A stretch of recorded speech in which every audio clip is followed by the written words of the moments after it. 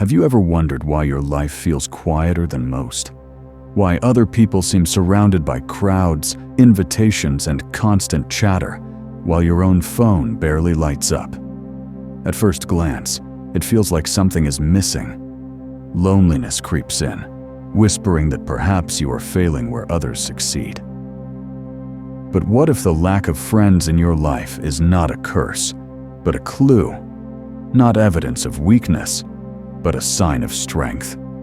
Today, we are going to uncover why having fewer friends, or sometimes none at all, isn't proof that you are broken. It might be proof that you are rare. Stay until the end, because the last reflection will change how you see solitude forever. Insight 1. Depth over surface. Albert Einstein once admitted that solitude was essential for his creativity. He needed silence, time, and space to think. Surrounded by too much noise, he would lose the clarity that gave birth to his genius. Long before him, the Stoics taught the same lesson. Marcus Aurelius wrote that a person who is at peace with themselves is never truly alone. Epictetus reminded his students to guard their circle carefully, because the wrong company corrupts character faster than you realize. And Seneca, the great Roman philosopher, often warned that it is better to walk alone than to follow a crowd rushing toward emptiness. If history's brightest minds found strength in solitude, then perhaps your quiet path is not a flaw, but a reflection of your depth. Depth doesn't thrive in shallow waters. Think about the last time you tried to talk about something meaningful with people who only live for gossip or distractions. The conversation probably fell flat. Your thoughts were too heavy for their surface. That mismatch can feel isolating, but it is actually a sign that you are not meant to live on the surface. Marcus Aurelius wrote, "The soul becomes dyed with the color of its thoughts." If your thoughts are rich, reflective, and intentional, then shallow circles will never feel like home. Many people connect quickly because their relationships demand nothing of them, just laughter, entertainment, and convenience. But if you crave honesty, depth, and loyalty, you will not fit in easily. And that is not a weakness. It is proof that you carry a different frequency. Being rare means you can't be everywhere at once. Insight 2. The training ground. Solitude is the training ground of self-mastery. Why do so many people fear being alone? Because the silence forces them to face their own minds. They run toward constant company, not out of love for others, but out of fear of themselves. If you can endure the quiet, if you can sit alone without feeling like you are breaking, that is strength. Epictetus told his students, "If you want to improve, be content to be thought foolish and stupid." In other words, the path of growth often looks strange to others.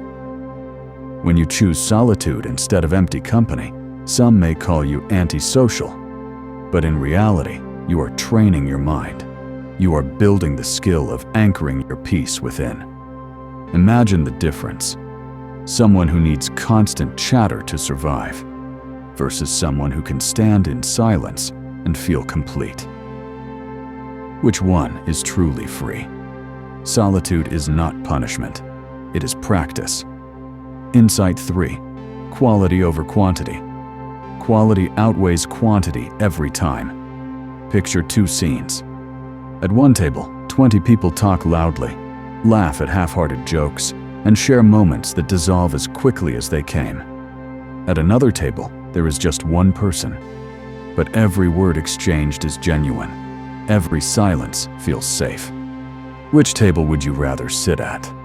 Seneca once wrote, "Associate with people who will make a better man of you. Welcome those whom you can make better." The value of a friendship lies not in numbers, but in nourishment. A single loyal companion can bring more light than 100 acquaintances. So if your life looks quiet right now, if your contacts list is short, don't see that as emptiness. See it as filtration. You are refusing to sell your energy cheaply. You are protecting your soul from the exhaustion of maintaining connections that have no roots. Insight 4. Patience and timing. The right people appear in the right season. Nature teaches us patience. Flowers don't bloom in winter. Fruit doesn't ripen in a day. Yet we expect friendships to appear instantly, as if the right people should arrive on demand. The Stoics warned us against this illusion. You cannot control who enters or leaves your life. You cannot force others to understand you, value you, or stay with you. But you can remain authentic. You can keep your values clear. And when you do, those values act like a beacon. Slowly but surely, people who share your depth will be drawn to your light. Think of it this way. If you always dim your brightness just to fit in, the people who could truly value you may never even see you. But if you stand firm, even in solitude, you make it possible for the right eyes to notice, the right hearts to connect, and the right friendships to form. Conclusion: you are not broken. So what does the lack of friends really indicate? It indicates that you have standards, that you are unwilling to waste time on hollow connections, that you would rather walk alone than follow a crowd running in the wrong direction. This isn't weakness. It is strength. It is proof that you know the value of your own company. The next time you feel the sting of emptiness, remember Einstein's solitude. Remember Marcus Aurelius's calm. Remember Seneca's reminder that the crowd is often misguided. Remember Epictetus's call to self-mastery. And most of all, remember that great souls are rarely understood at first glance. Depth attracts depth, but slowly. In the meantime, use this season to build yourself. Strengthen your body, expand your mind, nurture your spirit. Let solitude become your forge, where resilience and clarity are formed. Because when the right people come, they won't be rescuers from your loneliness. They will be companions to your fullness. They will not demand that you shrink or compromise your values. They will recognize your depth because they carry their own. And those bonds, rare, authentic, enduring, are worth more than 1,000 empty names in your contact list. The lack of friends in your life is not proof that you are unworthy. It is proof that you refuse to settle, that your light is too strong to be hidden in shallow crowds, that you know peace in solitude is better than chaos in company, that your heart is waiting, not for anyone, but for the right ones. So keep walking your path with dignity. Don't chase what does not nourish you. Don't confuse being surrounded with being fulfilled. And never forget, it is far better to stand alone with truth than to sit in a crowd built on lies.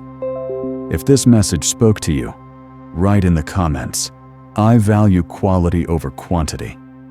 That will tell me you stayed until the end, and that you are committed to walking this path of strength. Subscribe to Eternal Echoes for more ancient wisdom.